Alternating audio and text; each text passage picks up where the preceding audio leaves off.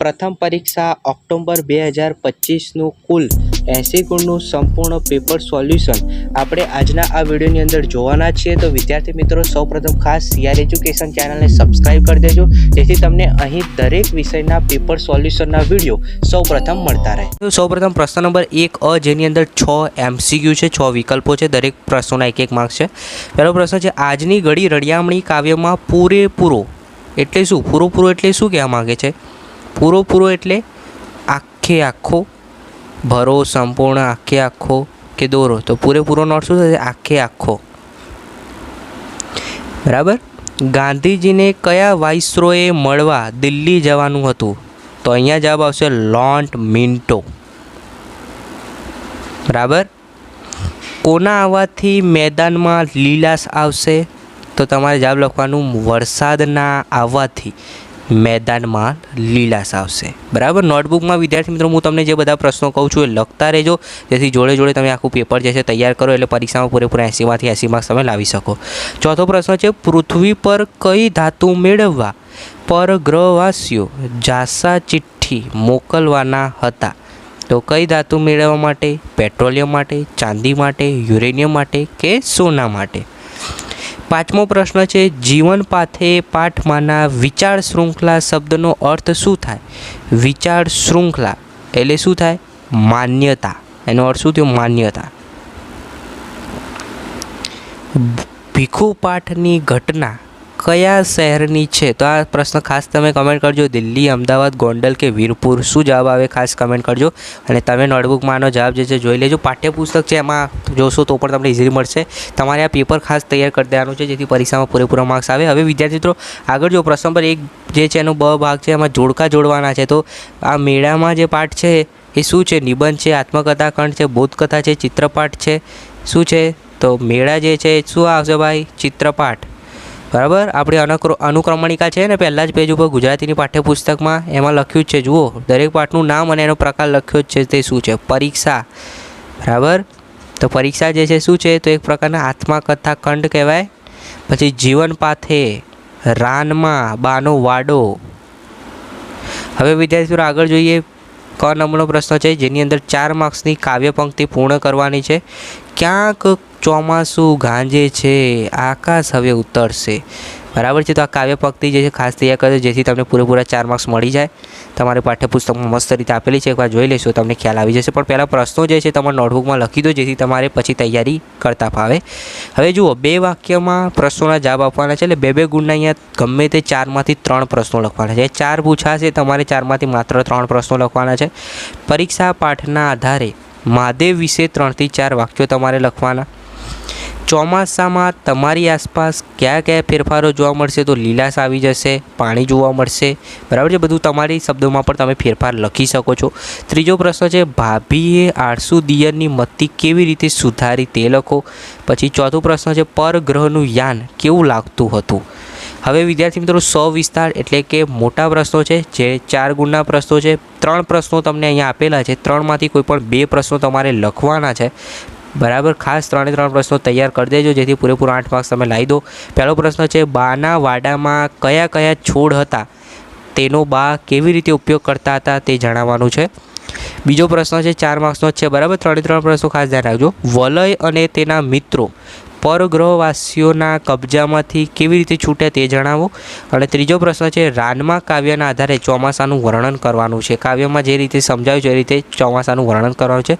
આગળ જે 2 નંબરનો પ્રશ્ન છે એમાં વૈજ્ઞાનિક અહીંયા કારણ આપવાના છે, બરાબર છે। એટલે અહીંયા જુઓ 4માંથી કોઈ પણ 3 કારણો લખવાના છે જવાબમાં, એટલે 4માંથી કોઈ પણ 3 પ્રશ્નોના જવાબ આપવાના છે। એક પ્રશ્નના 2 ગુણ એટલે 3 પ્રશ્નો લખશો એટલે પૂરેપૂરા તમને 6 માર્ક્સ મળશે। ખાસ તૈયાર કરી દેજો। પહેલો પ્રશ્ન છે, બા પોતાના દીકરાને 2-3 દિવસથી વધારે ન રહેતી, તેનું કારણ આપવાનું છે। બીજું છે, ભીખુ દાળિયા ખાતા અટકી ગયો, કેમ અટકી ગયો એનું કારણ આપો।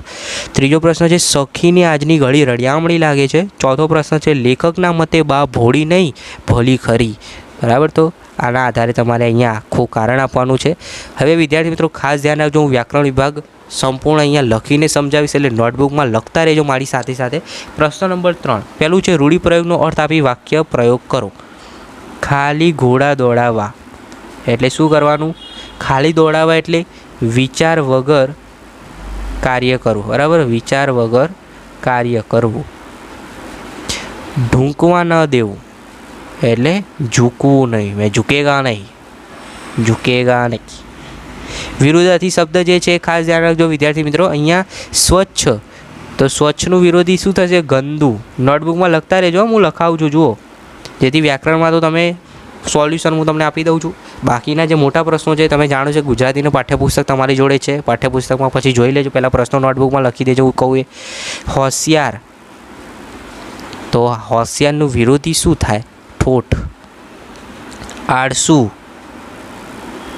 તો અહીંયા આળસુ જે હોય એનું વિરોધી આપણે શું લખીશું? તો સજાગ, જાગૃત, જાગૃત. હવે વાક્યનો પ્રકાર લખવાનો છે. અરે આ કેવા જુઠ્ઠાણું, તો આ કયું વાક્ય થયું? ઉદ્ગાર વાક્ય. આ પહેલું છે એ કયું વાક્ય છે? ઉદ્ગાર વાક્ય. તમે અહીં શા માટે આવ્યા, તો આ પ્રશ્ન વાક્ય છે. કયું વાક્ય છે? પ્રશ્નાર્થ વાક્ય.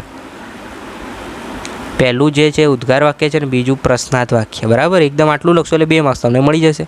શબ્દ સમૂહ માટે એક શબ્દ આપો, 3માંથી 2ના જવાબ લખવાના છે. પહેલું છે 3 જાતના પાનનું તોરણ, પછી ઘરના જેવી સગવડોવાળું રેલગાડીનો ખાસ ડબ્બો અને દીવાની ન્યાયાધીશ. ત્યારબાદ વિદ્યાર્થી વાક્યનો કયો કાળ છે તે ઓળખવાનો છે. પહેલું છે અમે રવિવારે પ્રાણી સંગ્રહાલય જઈશું, તો આવશે ભવિષ્યકાળ, ભવિષ્યકાળ. બીજું છે ભગતસિંહને ફાંસીની સજા થઈ હતી, તો આ છે ભૂતકાળ. હું કવિતા લખું છું, તો આ વર્તમાન કાળ. 3માંથી કોઈ પણ 2 જ લખવાના છે, બરાબર. 2 માર્ક્સ મળી જશે. કહેવતનો અર્થ લખો, નોટબુકમાં જોડે જોડે લખતા રહેજો. પહેલું છે મામાનું ઘર કેટલે, તો દીવો બળે એટલે. એનો મતલબ શું થયું? એનો અર્થ તમારે લખવાનો છે તમારી રીતે. બીજું છે દશેરાએ ઘોડું ન દોડવું, એટલે દશેરાએ ઘોડો ન દોડે, બરાબર. એનો મતલબ શું થયું કે પરીક્ષામાં છેલ્લા દિવસે વાંચવાથી પરીક્ષામાં પાસ ન થવાય, પરીક્ષામાં છેલ્લા દિવસે વાંચવાથી પાસ ન થવાય, બરાબર. કહેવતનો અર્થ છે, તો કોઈ પણ એક કહેવતનો અર્થ લખવાનો છે, બરાબર. 2માંથી એટલે આ લખી દેજો. ચલો હવે સમાનાર્થી શબ્દ તૃષ્ણા, ઇતર અને મતિ, તો સમાનાર્થી શબ્દનો અર્થ આપવાનો છે. ત્યારબાદ વિદ્યાર્થી મિત્રો સાચી જોડણી લખો. અરડુસી, તો અરડુસી જે છે એ આ રીતે લખાય, અરડુસી.